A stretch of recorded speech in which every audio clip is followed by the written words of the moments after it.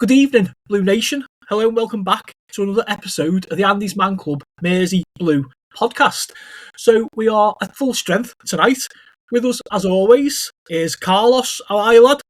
Yeah, all good, mate, all good. Excellent, nice one. And we've got Marco somewhere on a ship. Right smack dab between San Francisco and Hawaii. Nice, mate, nice. Okay, so before we start, our usual shout out to our friend Chris Darracott over on YouTube at We Are Everton. Go over, give him a follow and tell him that his mates at the MVP sent you. So, Crystal Palace and Everton yesterday. A bit of a ding-dong game. Let's get into it. 4-2-3-1. Pickford between the sticks. Jake O'Brien, Tarkovsky, Kino and Mikolenko across the back. Jimmy Garner, Timmy Iddabunham in the middle. A second successive start for Merlin Roll, which I'm sure makes Mark happy. KDH in the middle, Ilian Njai on the other side, all backing up our friend Beto. So, first half starts, and it's a really, really nice little start for Everton, to be fair. We open the scoring on 6 minutes. It's a corner from Keenan Dewsbury Hall. Nice little head on from, I think it was Keno on the near post. And the ball just falls to Tarky, who just slots it home from close range. 1-0, the Blues. Palace have a chance to equalise 5 minutes later. It's that man, Adam Wharton. His cross is headed over by, I think it was Chris Richards. Then it's nearly 2-0 to the Blues. An excellent counter-attack. So Ilian Njai release KDH. He runs on, and his shot is pretty weak, to be fair, but it's saved by sprawling Dean Henderson. This is pretty much the pattern of how the game went, I think, Everton with chances and just wasting them, but I'm sure the boys will get into that in a bit. And then, just after the half hour, on 34 minutes, Palace grab an equaliser. Munoz, he gets the ball across to Ismail Sarr. He shoots. The ball rebounds back to him and he buries his own rebound. It's almost like a hockey goal. I'm sure Mark will agree with me. Goes past Pickford. 1-1, game on. Then Everton have yet another chance to take the lead. Right on half time, it's Ilian Njai and his header is cleared off the line by that man, Sarr. The whistle blows, all even. Palace 1, Everton 1. Marco, give us your thoughts. Yeah, I had high hopes. 6 minutes in, Tarky slips one home. It was nice little def goal. But it's crazy that with all the opportunities that we had, that we didn't get any of them. Ilian Njai right now is 100% snake bit. You can tell he's trying to shake it off. Because in the last 2 games, he's gotten like 6 chances, and he's buried none of them. And, we know what he's capable of, so I don't think anybody's going to, outright complain or slag him, because we know that he's given it his all and doing the best that he can. But pretty frustrating because if you go back 2 years, when we were playing dice ball and, we had DCL up front, we might get 1 chance per match. And we had a better conversion rate than what Illy has in the last few weeks. And Illy's not on an island all on his own. KDH missed a bunch. He hit the post. He skied one over. Jimmy Garner had that curling knuckleball free kick that almost, that Bainesy style kick that almost went in. It was going to go in off the bar, but great save by England's number 2, I believe. The atmosphere was fantastic. Selhurst Park given at large. Pretty impressive because that's not a big stadium. The game seemed to go back and forth a lot. A lot of sloppy midfield play. For as well as Tim Iddabunham did last week, he played like shit this week. How do you go from being man of the match against Man City and then just kind of being barely there, against Crystal Palace? I know Crystal Palace is the reigning FA Cup champs, but they're not Man City. But my biggest complaint lies with, and I know this is going to be this is kind of a point of contention between a lot of the fans. You see us talking about it on all the social media stuff. David Moyes. We all love David Moyes. We want to see David Moyes do great because, he's one of us. He has been since longer than I've been involved with the club. But this thing he's doing where he doesn't sub people on where they're clearly gassed, and when he doesn't develop the bench by getting them any minutes in teams that they should be getting minutes against, this is a losing proposition. I know he got West Ham to Europe, and I know he's got a chance of getting us to Europe with just a few different outcomes with goals that go or don't go. But man, Adam Asnew is hanging out with Yamin Lamal at El Clasico because he knows he's not even going to get a sniff. Did you guys see that? Yeah. All good points, mate. I think quickly on the atmosphere there, I think the attendance was 25,000, which isn't massive, obviously, for a Premier League game. But yeah, all credit to supporters on both sides. Carl, give us your thoughts. Yeah, I mean, I will say, their supporters, they always make a lot of noise, and it did come across that way. Yeah, I know, in the game yesterday, but I thought it started off amazingly. Got the goal after 6 minutes, and I thought, hey, up, they just got to a European final, so they're going to be not really bothered. They're going to be concentrating on not getting injured before that in a couple of weeks' time. Started off brilliantly, Tarky, great goal by him. 1-0 up, and then in Jai, KDH, I think the shooting boots have been off. I get the impression that they just don't want to get into Europe because the chances that we've had in the last couple of games, and yet we've thrown away goals in the last minutes of games as well. I mean, you look at City the other night, 3-1 up. Should have been 4 because it should have been a penalty, 100% penalty. But we should have gone on and won that game. Derby, threw that away. West Ham, they just wanted it more in the end. And yesterday, I think at the end, that was just much the same for me. Started off, as I say, well, Tarky's goal. And then if anyone was going to score for them, it was going to be Sarr. It was his, 20th goal of the season. Absolutely on fire, that kid. And we could have bought him years ago, before he went to Palace when he was at Fulham. And someone decided he wasn't the player for us. And you look at him now and he's absolutely world class. And I wouldn't be surprised if a bigger team gets him in the summer. Because he's that good. He's better than West. He's better than Palace. Same with Adam Morton as well. So I'll say we created these chances in Jai, KDH. Just no shooting boots at all. Thought Irabunum had a decent game. Not as good as he did against City. But please, 2 points. Don't let him shoot ever. Do not let him shoot. He had a shot, and it was closer to the corner flag than it was to the goal. And it went straight across. I'm like, how the fuck did he miss that by that much? So please do not let him shoot. Another point I want to make is about our defence. Tarky and Keane. As good as Keane's been this off and on, they cannot play together. They conceded 2 goals in every game since they've been in the last 4 or 5 games. They've conceded at least 2 goals when they played together. Get Jake O'Brien back in the centre and put Patterson in there. Or even if we can get Coleman playing, give him some minutes to somebody.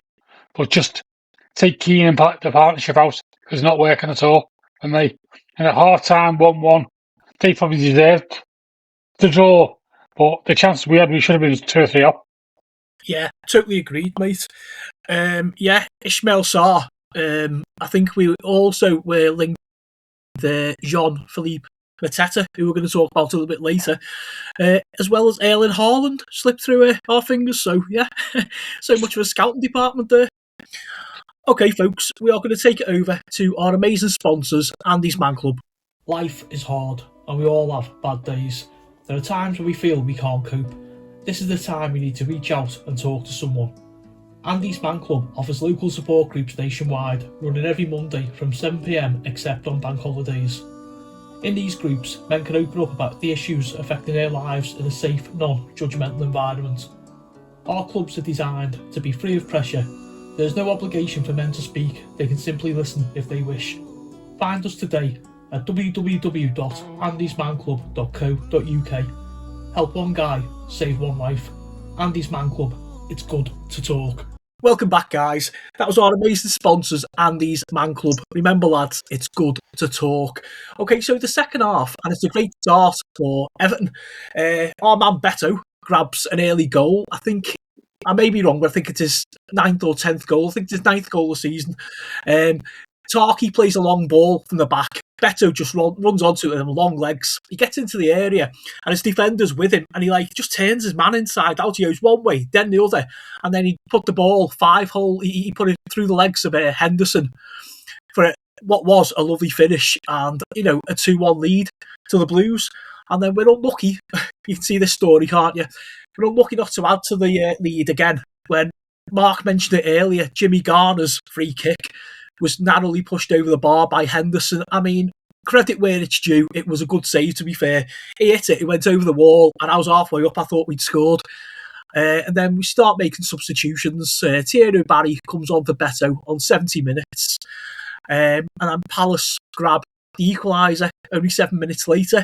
Tyreek Mitchell, he crossed the ball to an unmarked John Philippe Mateta. You don't leave that fella unmarked near the penalty spot. He just lashes the ball past Pickford, 2-2, and then we make a couple more subs. Tyreek George comes on for Merlin Roll on 80 minutes, and the pointless one for me, Charlie Alcaraz replaced Keane Dewsbury Hall on 90 minutes. I'm not sure what that was about. At least give him, say, 15 minutes, to make something happen, like Carl said. He didn't have his shooting boots on and whatever, so Charlie Alcaraz running at them for 15 minutes, in my opinion, would have been the better option. But David Moyes gets paid that money, I don't. And then Adam Wharton, who had a good game for Palace, nearly won it with a late strike. It was a brilliant save by Jordan Pickford. He just dived down to his right and just got his hand to it and put it round the post. But really good save by JP. And like the rest of the match, Ilian and Jai had the chance to win again for the Blues. 90 plus 1, I think it was, in injury time or time added on, Fergie time, whatever you want to call it. And he just blasted the shot over the bar. Story of his day, really. Final whistle goes in an end-to-end game. More points dropped for the Blues, like the boys had said there earlier. And for me personally, Europe now seems a long, long way away. Carl, give us your thoughts. Yeah, I agree, mate, completely. Second half, created a few more chances.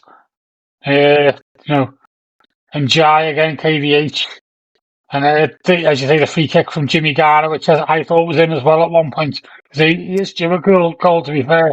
And when they were both standing up for it, I wasn't sure whether it was going to be him taking it or KVH. But I thought the way KVH has been playing, it's striking. I thought he'd give it to Jimmy Garner, so I was glad he took it. And he was unfortunate not to get it.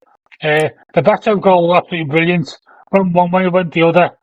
Put it through the legs of Henderson, England's number 2, shall we say. Load of shit. Right through his fucking legs. If your goalkeeper lets the ball go through his legs, then he's fucking shit, isn't he? You don't see Jordan making those mistakes. I mean, yeah, he does make mistakes, but he tends to, be in the right place at the right time more often than not. So that's why he's England's number 1. So, brilliant for Beto. That was his 10th of the season. 9 Premier League goals. So, buzzing for him. I was kind of hoping that Thierry Barry, when he came on, might get a goal as well, because he's on about 8. If he can get 2 goals in the last 2 games, then to finish on 10 goals in his first season, I think, despite his problems, I think he'll have done really well. Because I thought when he came on against City, he was brilliant. As you say, a few substitutions. Merlin Roller, I thought, played really, really well again for his second game in a row. Maybe that's going to be a regular thing for him now, because we've got the obligation to buy him because we didn't get relegated. I think it was an obligation to buy him if we don't get relegated. So he's basically paid for already. I think we've already paid the money for him, so I don't think it's going to come out of our summer budget. So about time now they started getting games before the end of the season, so we can see what he's like. Because I think now with the results that have come for Bournemouth 3-0 and Brighton, they won, didn't they, against Wolves. I think that's done and dusted for Europe now. Unless we win our last 2 games with our goal difference the way it is against those teams, then I think we're going to be out of it, unless we're really, really lucky in the positions and how far it drops down. I think we might just be one of them years where we get so close and it almost feels that we can touch it, and then nothing. So I was really disappointed in that. that we conceded the equaliser after Better had scored, but it was probably something Davies more rather than us. The chances created for us, we should have been 4 or 5, especially with them just coming off a long trip in Europe and whatnot, and they're obviously celebrating the high of getting into the cup final, so I think it's 2 points dropped again, another 2 points dropped. That's what several this last few weeks, and it's probably cost us Europe now, even if we win the last 2 games. Yeah, agreed. And it's not the first time, is it, this season? There's been several times we've mentioned on the cast, have Everton bottled it? There's been several, I can't remember the matches off the top of my head, but, there's been several times where we've said before we come on air and stuff, okay, if we win next week and such, we got ourselves in those European positions. For me, Europe has gone. I mean, we've got to beat Sunderland and we've got to beat Spurs away in the last day of the season. Hope beyond hope that some results go for us and we squeeze in some way into Europe. But, if we don't, it hasn't been a disaster. It's been a good show tonight, boys. Really, really enjoyed it. So next up is Sunderland at the Dixie on Sunday. I'm hoping that we will all be able to jump on the pod on that same evening, a couple of hours after the match, and chew the fat over that one. So all that's left to do is to thank you all for listening and to ask you to please share us all across your Everton socials. Carl, been a pleasure again, mate. Yeah, it's been good. The one thing I will say is we've been really unlucky with injuries to Jack Grealish half the season and Jared most of the season. Had we had those two playing, we'd be thinking in Europe now, because Jack Grealish is so creative and Jared is a stopper at the back and can get you goals. And it stops that Keane and Tarkowski partnership I was saying about earlier being such a nightmare when they play together. So I think had we had them fit, then we'd have been good to go all season, and we'd have been in Europe by now. Yeah, 100%, mate. And thank you very much, Marco. We do appreciate your time, mate, with you being out there on the ship. Right, we're going to leave it there, guys. We'll be back after Sunderland. Up the fucking Toffees.